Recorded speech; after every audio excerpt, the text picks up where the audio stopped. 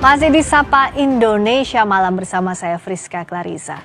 Kecurangan beras yang dijual di pasaran kembali ditemukan. Hal ini terjadi di tengah produksi beras nasional tengah berlimpah. Berdasarkan data Badan Pusat Statistik atau BPS, potensi produksi beras nasional pada periode Januari hingga Juli 2025 mencapai 21,76 juta ton. Angka ini meningkat 2,83 juta ton atau 14,92% dibandingkan dengan Januari hingga Juli 2024 yang jumlahnya sebanyak 18,93 juta ton. Namun di sisi lain, Kementerian Pertanian menemukan ratusan merek beras dijual tak sesuai standar. Akibat hal ini, potensi kerugian konsumen beras premium sebesar 34,21 triliun rupiah, sementara konsumen beras medium 65,14 triliun rupiah dan total potensi kerugiannya mencapai 99,55 triliun rupiah. Lalu, bagaimana solusi dari Satgas Pangan? Kita bahas usai tayangan berikut ini. Kementerian Pertanian mengungkap dugaan peredaran beras tak sesuai standar. Hal itu berdasarkan investigasi Kementan bersama Badan Pangan Nasional, Satgas Pangan Polri, dan Kejaksaan Agung selama 6 hingga 23 Juni lalu. Menteri Pertanian Amran Sulaiman menyatakan sejumlah produsen bermain dengan surat pemberitahuan hasil pemeriksaan atau SPHP mengemas ulang karung beras premium tapi diisi dengan beras medium. Kami terima SPHP yang dijual ke penyalur itu 60-80%, 20% sampai 40% itu dijual sesuai standar, kemudian selebihnya dibongkar, kemudian dijual, dikemas ulang, dijual dengan harga premium medium. Sebelumnya, Kementerian Pertanian menginvestigasi 268 sampel beras premium dan medium dari 212 merek tersebar di 10 provinsi. Parameter mutu yang digunakan adalah kadar air, presentase beras kepala, dan butir patah. Kementerian Pertanian menghitung potensi kerugian akibat penjualan beras tak sesuai standar mencapai 99,55 triliun rupiah. Hingga kini, Kementan bersama Satgas Pangan menyatakan masih menginvestigasi penjualan beras tak sesuai standar dan masih mengejar produsen beras yang nakal. Tim Liputan, Kompas TV.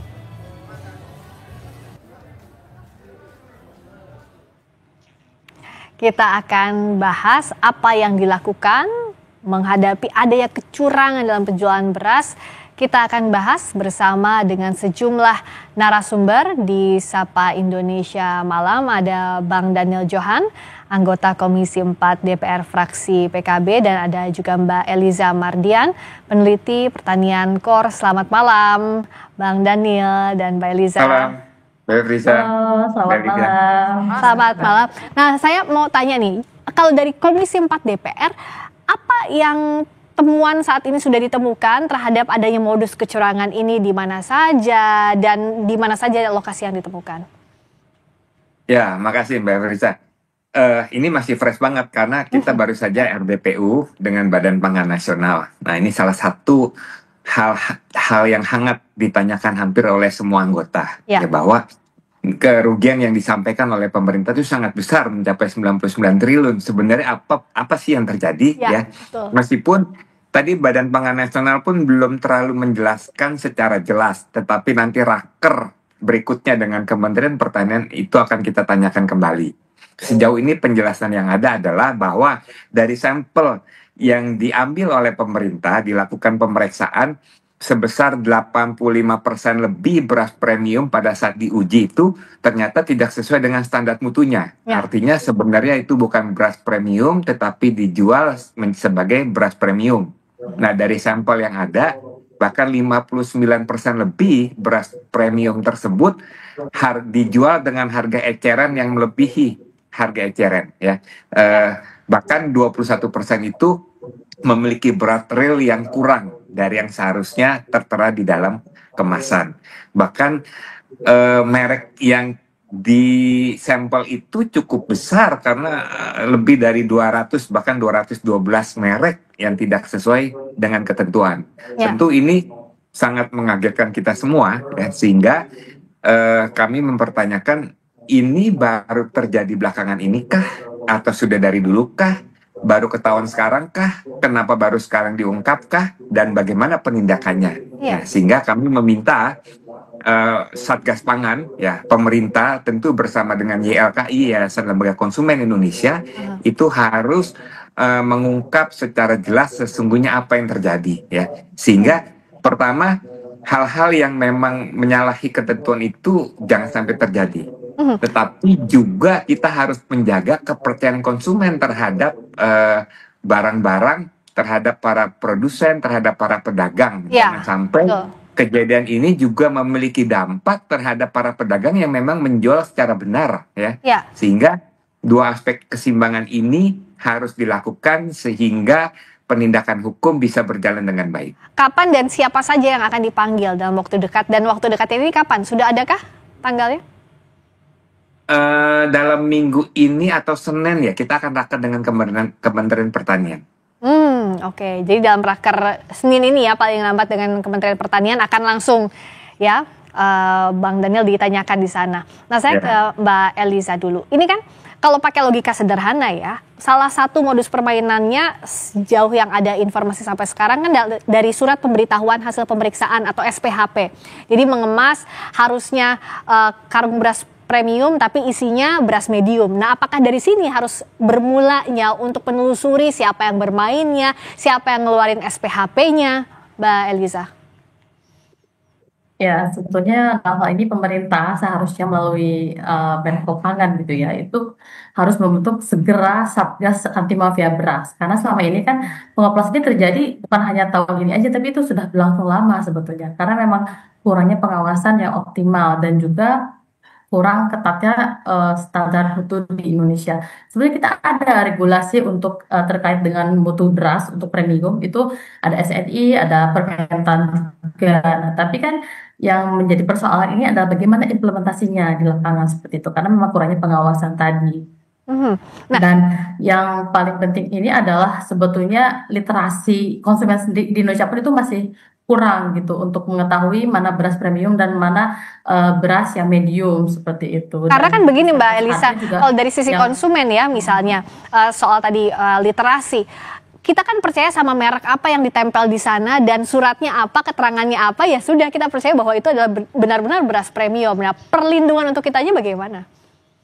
Nah, sebetulnya kan karena kita kurang adanya sistem keterlancakan ya, traceability. Jadi beras-beras yang beredar di Indonesia itu setelah yang premium ini tidak ada regulasi yang ketat yang mengharuskan mereka harus bekerja sama dengan jasa TIC untuk pemastian standar kualitas untuk bisa menjamin bahwa ini adalah memang betul-betul beras premium, bukan beras medium yang dioplos apalagi gitu kan. Jadi memang ini perlunya kerjasama antara pemerintah dengan lembaga jasa pemastian untuk bisa melindungi konsumen, karena kan konsumen kita jangan sampai rugi membeli harga premium tapi kualitasnya medium seperti itu. Nah, jadi kalau dari DPR tuh siapa yang harusnya bertanggung jawab mengawasi sampai diterima oleh konsumen? Dan kalau ada bottleneck dari pengawasan, dari mana DPR melihat kira-kira pembenahannya atau yang harus ditelusuri pertama kalinya itu dari mana, Bang Daniel?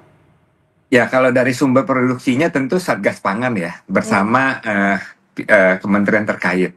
Tetapi ini karena sudah masuk ke pasar, itu seharusnya menjadi tugas Kementerian Perdagangan. Memastikan standar kualitas, memastikan standar ukuran berat, memastikan merek-merek itu memang sesuai yang tertera. Karena ini merupakan, ya saya setuju sekali dengan yang disampaikan oleh Mbak tadi, bahwa konsumen itu kan percaya dengan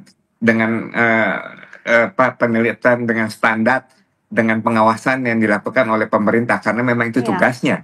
Sehingga apa yang tertera seharusnya itulah yang didapatkan oleh seluruh konsumen. Iya, dan nggak mungkin kan kita konsumen ngecek kadar airnya berapa, persentase beras kepalanya butir patah, nggak mungkin seperti itu. Nah, Susah sekali hidup di Indonesia iya, itu, Mbak. susah sekali kalau kita harus ngecek itu satu-satu. Nah, Bang Daniel, kalau bicara soal pertanggungjawaban, seperti apa ya agar adil juga buat konsumen? Kalau ditemukan misalnya, kalau ditemukan ada permainan mafia beras tadi yang disampaikan oleh Mbak Elisa yang harus kita telusuri. Ya tentu setiap mafia itu sangat merugikan konsumen. Tetapi kita berkeyakinan mafia beras itu mafia apapun ya, akan sulit berjalan kalau tidak ada dukungan aparat. Nah, sehingga sebaliknya justru menjadi tugas aparat, tugas pemerintah untuk memastikan tidak adanya mafia yang bisa merugikan konsumen. Nah, kepercayaan itulah yang harus kita tumbuhkan. Nah, sehingga masyarakat merasa yakin.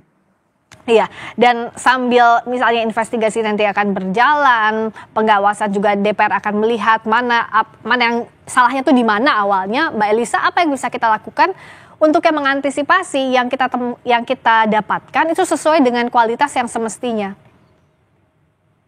Sebetulnya kan yang menjadi persoalan itu ketika yang diopos itu adalah beras SPHP yang seharusnya itu ditujukan untuk kalangan menengah bawah, karena SPHP ini akan ada agar masyarakat menengah bawah ini mereka bisa menjangkau harga beras gitu kan dengan kualitas tertentu seperti itu.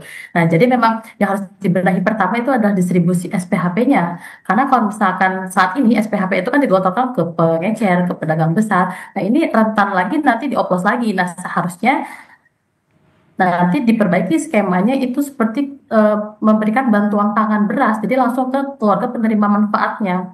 Misalkan SPHP ini diperluas sasaran penerimanya itu misalkan desil 2 sampai desil 5 atau calon kelas menengah, karena kan mereka ini yang sangat rentan. Kalau misalkan terjadi kenaikan beras sedikit aja itu mereka bisa jatuh miskin gitu kan, karena memang sebesar itu pengeluaran mereka untuk memenuhi kebutuhan pokok terutama beras gitu. Jadi memang yang perlu dijaga ini adalah ini. Jadi memang pendistribusian SPHP juga, terus juga dari sisi adanya sanksi yang tegas kepada para pelaku usaha yang sekiranya melakukan praktek oplosan tersebut. Dan yang ketiga itu memang ada diwajibkan untuk para produsen beras ini bekerja sama dengan lembaga jasa pemastian agar bisa menerapkan tadi sistem traceability tadi. Kalau misalkan dengan adanya traceability tadi, konsumen akan lebih yakin bahwa yang mereka konsumsi, yang mereka bayar itu memang betul-betul beras premium. Ya, dan Bang Daniel bisa jadi juga nanti di Raker ditanya ke Kementan, mana-mana saja merek yang ditemukan adanya dugaan oplosan beras ini. Bisa jadi begitu Bang Daniel? Salah satu. Ya pasti itu ditanyakan dan sangat banyak, 212 merek. Jangan semuanya itu. Jangan-jangan semua mereknya begitu, jangan sampai ya.